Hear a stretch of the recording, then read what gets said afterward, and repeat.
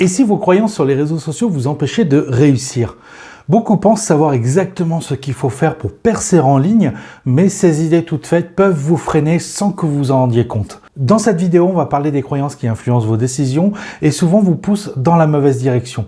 On va les déconstruire une à une pour que vous puissiez enfin avancer avec une stratégie claire et efficace. Parce que réussir sur les réseaux sociaux, c'est pas une question de chance ou de chiffres, c'est une question de comprendre ce qui fonctionne vraiment et d'appliquer des solutions adaptées à votre parcours. Alors, restez bien jusqu'à la fin, je vais vous donner des clés concrètes pour dépasser ces obstacles invisibles et transformer vos efforts en succès réel. Commençons par ce qui freine réellement votre progression sur les réseaux sociaux, les idées reçues. Ce sont ces croyances qui, bien qu'elles vous semblent logiques, peuvent vous amener à faire des erreurs ou à vous décourager. On va prendre un instant pour réfléchir. Combien de fois vous avez hésité à poster parce que vous pensiez que votre contenu n'était pas assez bon? Ou peut-être que vous vous êtes dit que sans un grand nombre d'abonnés, ça valait même pas la peine d'essayer de poster. Eh bien, ces pensées sont bien plus courantes qu'on ne le croit. Elles vous maintiennent dans une espèce de cercle vicieux, doute, inaction et frustration.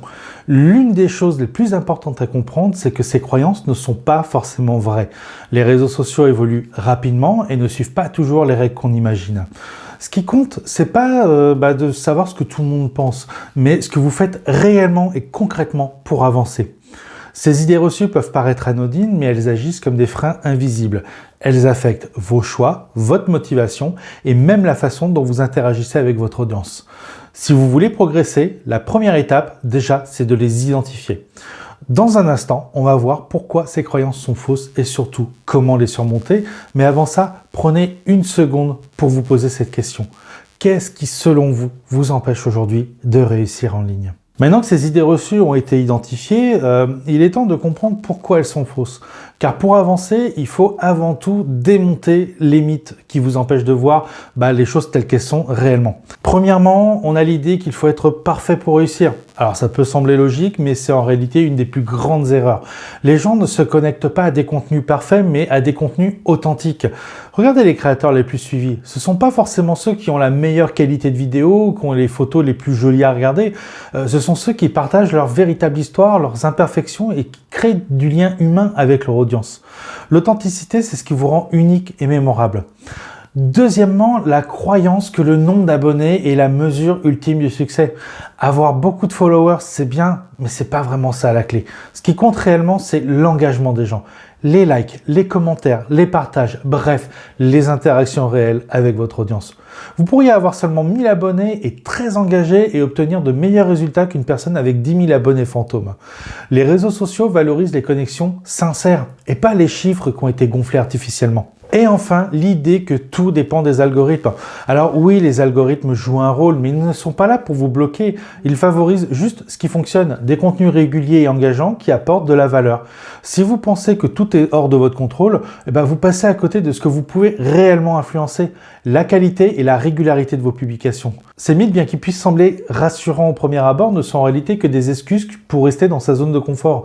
Mais maintenant que vous savez qu'ils sont faux, il est temps de les laisser derrière vous et de construire une stratégie adaptée à votre réalité. Maintenant qu'on a réussi à démonter ces quelques idées reçues, on va voir comment passer à l'action. Parce qu'identifier le problème, c'est bien, mais mettre en place des solutions, c'est encore mieux. La première chose à faire, c'est de changer votre état d'esprit. Acceptez que la perfection n'existe pas.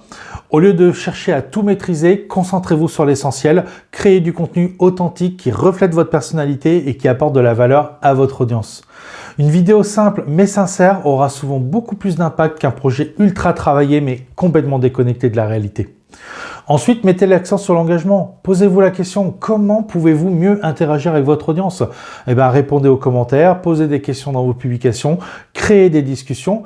Ces interactions créent une connexion réelle avec votre communauté et c'est ce que les plateformes adorent justement. Souvenez-vous, ce n'est pas la quantité, mais plutôt la qualité de vos abonnés qui compte. Régularité et patience sont donc vos meilleurs alliés. Les réseaux sociaux récompensent ceux qui sont constants. Pas besoin de publier tous les jours, mais adoptez quand même un rythme que vous pouvez tenir sur le long terme. Planifiez vos contenus avec Créapro, testez différents formats et analysez ce qui fonctionne le mieux. Ce processus prend du temps, mais les résultats seront durables. Enfin, ne soyez pas obsédés par les algorithmes. Au lieu de vous demander comment les battre, concentrez-vous sur ce que vous contrôlez vraiment. Des publications régulières, un message clair et un engagement sincère, et les algorithmes suivront naturellement.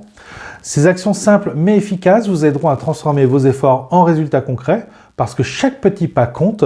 Ce qui importe, c'est de jamais perdre de vue votre objectif principal, donc créer une connexion authentique avec votre audience et leur offrir du contenu qui a du sens. Vous voyez, beaucoup de ce qu'on croit savoir sur les réseaux sociaux est en réalité faux. Les mythes comme la perfection, l'importance des chiffres ou le contrôle des algorithmes ne sont que des illusions qui freinent votre progression. Ce qui compte vraiment, c'est d'agir avec authenticité, de créer des liens sincères avec votre audience et de rester constant dans vos efforts. Vous n'avez pas besoin d'être parfait ou d'avoir des milliers d'abonnés pour réussir. Ce dont vous avez vraiment besoin, c'est de croire en votre message et de partager quelque chose qui résonne avec les gens.